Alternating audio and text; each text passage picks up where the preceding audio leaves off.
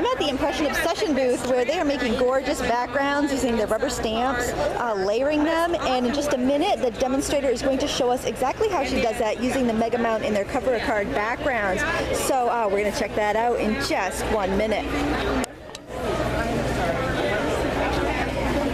The one that Marcus sells is called Cookie Cake. You know, they used to do this, I'm assuming they still do. They used to, on one side of their booth, have a sale stacks that were like $5.95 packs, 50 sheets. That used the small one. It's brand new this year. Is it not cute? It's very cute. This one had babies. It's so cute. Well, a lot of people that have used this and really like it had talked to her many times about having a second one, a little bit smaller than so they've got two, and you know, maybe they're using one background and want to leave it on there for a while, and then they just grab this to do the regular stamping with. So yeah, so she's got two, but it's the same thing. You see, it's still got the same curve. So you roll it the same way you did the big hand. Okay. Right there. All right, let's do whoops, I'm sorry. Let's do this is a new one. This is Shamrock. This is a brand new one. And let's switch it up a little bit. Let's do 3 different colors of green on it. She's using the Color Box chalk inks for that.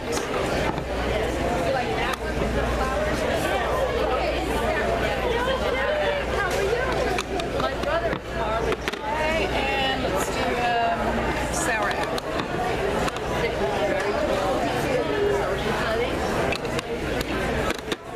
Okay, again, you're going to start slightly off the edge of the page, rolling across your body. A lot of people make the mistake of trying to roll away from your body. It's just awkward. It's an awkward angle for your wrist. It makes it really hard to use 2 hands. It's much more natural just to roll across your body like this. I'm going to start slightly off the edge of the page. As soon as you start down, use both hands. Okay? Slowly roll all the way across, and I'm just applying just a firm pressure. I'm not bearing down. I don't even have one foot all the way on the ground. Okay? I store mine back to back, by the way, because that protects the sticky side and keeps it from getting dirty. Okay, and over top of that, let's add, let's do the rolling waves over top of it. The beauty of these stamps is being able to layer them. I mean, that makes, that's the new one, I mean, that makes a nice background by itself. It covers the whole sheet of paper and whatnot. But for me, when I got excited about these stamps, is when I realized I could layer them. So let's add a yellow over top with the rolling waves.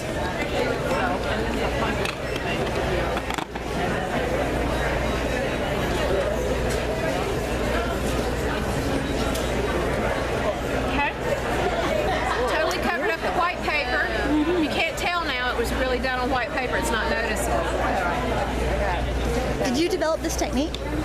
Oh no, the owner, Mitra, she's the one that designed these stamps. I just played with them as far as layering them, but no, she's the creator of these stamps. But your technique was to layer them. Oh no, she layers them too. Yeah. Oh, okay. The thing about it is, layering is not like a technique. Yeah. We all layer. You stamp something on top of something else. It's just learning to play with them and kind of let your hair down a little bit, not be so inhibited with them. And oh my gosh, it's getting good. Is there somebody in here to help? What do you mean?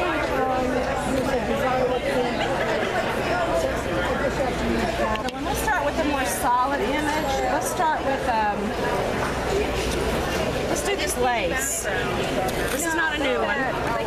Well, it was new mid last year. I'm not sure if we had this one here last year or not. I can't remember. I get kind of confused after a while. But it came out last year. Let's do,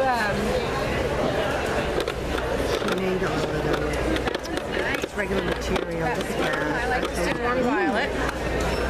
This is a very, very detailed stamp. If this were a flat mounted stamp, this would be one that's hard to get a good impression with, right?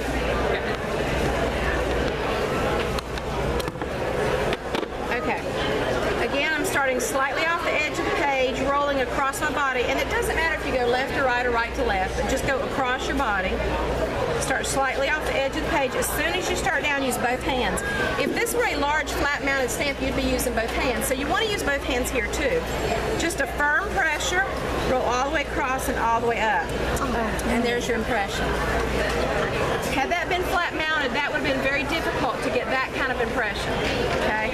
But because the handle, this is an acrylic block, just like your flat acrylic blocks, but it's been molded to have a slight bend to it so that you roll it and it gives you a good impression. The reason it gives you a good impression, instead of stamping the whole stamp at one time, you're just doing a strip at a time. So it's a lot easier to get a good impression with it. You can use this handle with any stamp, any clear or cling stamp, even the smallest. You just put it in the middle and use any of your cling or clear stamps. You know, all your regular cling stamps you use with this handle. It's just it's an acrylic block. It's just not flat. Okay, so there's no difference. This year she came out with a new one. It had babies.